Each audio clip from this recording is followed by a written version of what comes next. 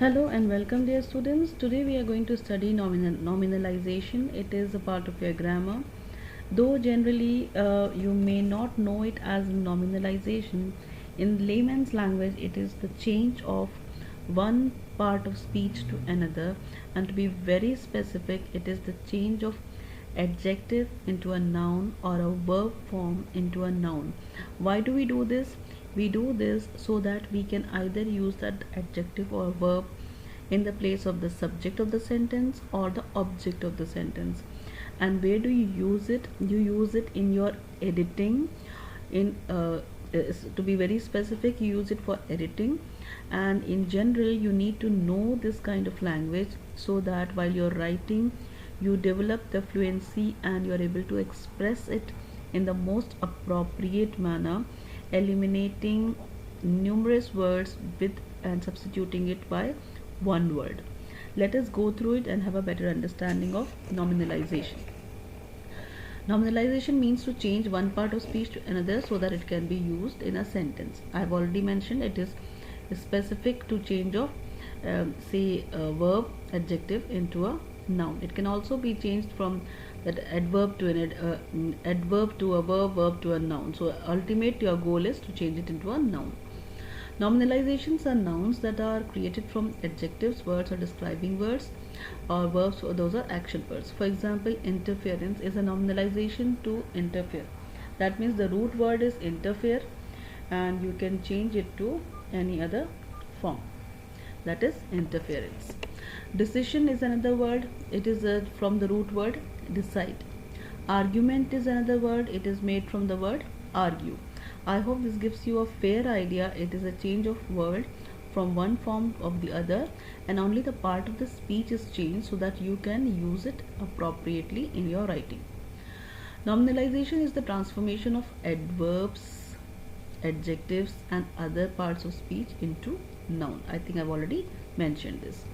You use nominalization to turn verbs and adjectives into nouns in order to use them as subject or objects of the sentence. I have mentioned this also to you.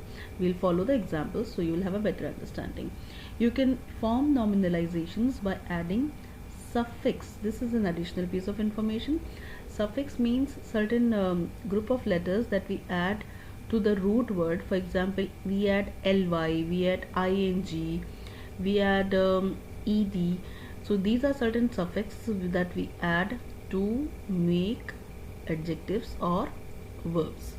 Now let us see certain forms. Some of the suffix used for to nominalize adjectives are ity. For example, if the root word is real, you add ity to it, and the new word that is formed is reality. So whenever you want to say, oh, it is real, I have seen it really, so you can rephrase your sentence by saying the reality of the issue or the matter is. When you use the word reality, the impact is stronger in your writing. So how to make your weak writing stronger? You can use certain nominalized words to make your weak writing stronger. Another suffix is ist. For the root word, for example, if we have active, we can change it to an activist. The person was active in conducting the issue or of the committee, or you can replace it, the person was active, you can replace it by replacing the word person was active, and you can bring in the word activist. The activist was phenomenal in the matters of the activity. So that is how your writing becomes stronger. Ness, ness. If you add to the word happy this suffix, it makes the word happiness. So you can say you replace that the person was happy with all the belongings that he had, or you can replace the sentence that the happiness of the person made him elated and more contented in his life. So the sentence becomes a little better and stronger in terms of vocabulary and in terms of impact also. So for example, th, born is changed to birth. Safety, ty, if you add say safe ty to the word safe, it becomes safety. Now let us observe certain examples to see how these words are used. In the absence of reality, we do not know what to do. As a real activist, he supports Greenpeace. By achieving a goal, you can find happiness. His stray cat gave birth to two kittens. Right now, there is no safety. You can see all the words that I had shown over there to change from the verb form to noun. Now, those have been used in the examples used as noun. Now, additionally, what do we know over here in terms of use? We use nominalizations to turn verbs to adjectives or into nouns in order to use them as subjects or objects of a verb. The summary over here, what we know is the nominalization of adjective is the transformation of adjectives into a noun, and I can also say it as the nominalization of verbs or the transformation to noun is also known as nominalization. So either adjective or verb, both can be nominalized into nouns. We can form nominalization by adding suffix to the adjectives. We have seen that example now. The reason why do we do this? Because we want to use these nouns as subjects or objects of a sentence. Some of the suffixes that we can nominalize by using is ity, ist, ness, th and ty. Example is given. For example, honesty is the element he appreciates more in a person. The adjective honest is turned into a noun in order to use it as the subject of the verb. For example, the subject over here is appreciates, and then what is the verb that we have changed? Honesty. Let us see another example. The news of the virus caused a global sadness. The adjective sad turned into a noun, that is sadness. So that in a noun, in order to use it as the object of the cost. For that means the verb is caused, and we use the sadness for the object of the sentence. This kind of writing makes more impact than a weak writing. Let us proceed to another example. Alright, this educational resource is an open internet educational resource that I am sharing with you. Over here you can see the nominalization, turning a verb or an adjective into a noun. We will see the examples right away. The nominalized sentence is one of which an abstract noun performs most of the work. Instead of boring your readers with lots of abstract nouns, you can bring in verbs. We can change it into a noun form in such a way that your readers enjoy your writing. For example, if you say the nominalized phrase, if you used say for example, gave a report, you can use the word stronger word, reported. If you say made a decision, you can say decided. Offered a suggestion, suggested. Issued an announcement, announced. Served as a catalyst, catalyzed. Result is an increased, increased. Led to the destruction of, destroyed. Now over here you can see this is a nominalized word. This is a nominalized word. You can use nominalization here in a phrase, and this is the concise revision. If you overuse nominalization, it tends to bore your readers, so do not overdo it. It is like to use nominalization in a due measure. In the first part we have learned how to nominalize verbs and adjectives and change it into nouns, and then over here I am showing you not to overdo it. See, for example, if you overuse nominalization, it tends to bore your readers. Use stronger verbs instead. So it's a very striking balance when it comes to writing. Some other examples, sometimes you need to find a stronger, more specific verb to revise nominalizations. That means sometimes you don't want to use nominalizations. Why? Because it is making your writing very vague.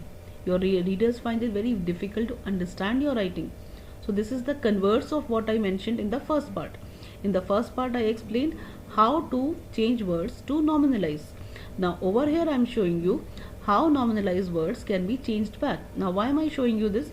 Because in editing, either you get the incorrect form, you need to edit and write the correct form, or you need to improve your writing That means do away with over verbatim or use of nominalization into stronger verbs rather. Conducted a careful examination of the scrutinized. Caused considerable confusion for baffled. Then I'm using a better verb over here so that nominalization can be balanced, or you can do away with nominalization in your writing if you want to improve it by bringing in stronger verbs. A result in an insignificant delay of paralyzed. Caused a drop of the morale of demoralized. So these are certain ways of substitution of nominalization with stronger verbs. Here are a few verbs followed by common nominalizations. Now nominalization is definitely used which is either preceded or succeeded by verbs. Discover, discovery, move, movement, react, reaction, fail, failure, refuse, refusal. Careless, carelessness, difficult, difficulty, different, difference, applicable, applicability, intense, intensity. There are certain words where the word does not change its root form. The common nominalization and their revision. For example, the nominalization follows a verb. The police conducted an investigation into the matter. Now conducted over here is the verb. Now investigation is the nominalization. Sometimes it looks very heavy in a sentence, so you can change it to the police investigated the matter. Conducted an investigation is replaced or substituted. This is how you can bring down your word limit from a larger word limit to a concise word limit which is prescribed. This is how you improve your writing. Nominalization follows there is. For example, in the beginning there is, there was, there were. That the word over here is the nominalization and it is placed in a sentence in this particular manner. The floods considerably eroded. This is the nominalization used over here. Now nominalization is the subject of an empty verb. Empty verb means is, are, was, were. These words do not, these are helping words, so you use a nominalization instead. So that is how it is used over here. Let us proceed. Consecutive nominalizations. There was a first review of the evolution of a dorsal fin. Now the first sentence, see how it is revised.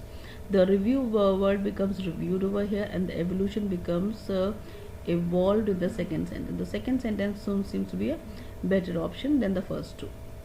Linked nominalizations. There the cessation of hostilities was because of their personal losses. Now you can see the cessation is quite a heavy word over here. So they ceased hostilities because they lost personal. So this is a better way of expression when you are changing it. The instability of the motor housing did not preclude the completion of the field trail. So you can see the sentence sounds quite heavy and very difficult for the readers to either read also or understand at the same time. But when you can change these words, say instability making it unstable and the other words like completion making it completed, this sounds a little better in expression. So you need to have your own judgment when to use nominalization and when not to use nominalization. So this is a fair idea. It is left on the students.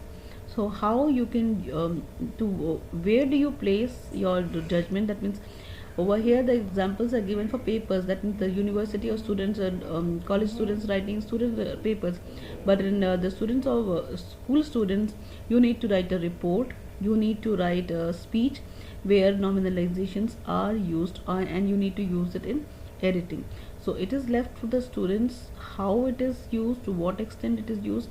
The example over here is, for example, our expectation was the establishment of a new tolerance level. This sentence is very, very heavy for the brain to register. Now let us see.